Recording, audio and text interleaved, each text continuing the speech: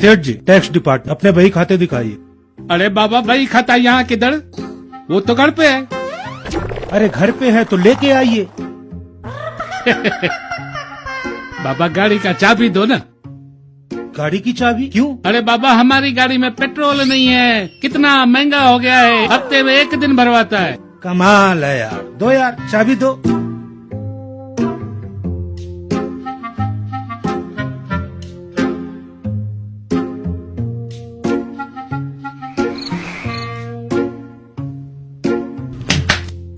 अरे बाबा सो गया क्या? हमको ज्यादा देर तो नहीं हुआ ना।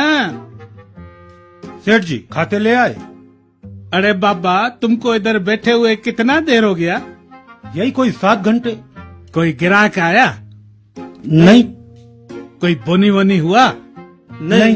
अरे बाबा जब ग्राहक नहीं, बोनी नहीं, तो खाते में क्या लिखेगा? जीएसटी, नोटबंदी, महंगाई। अरे बाबा गिराकी चौपट हो गया। अरे जब धंधा ही नहीं है तो टैक्स कहाँ से दूंगा? अरे निकालो इनको बाहर।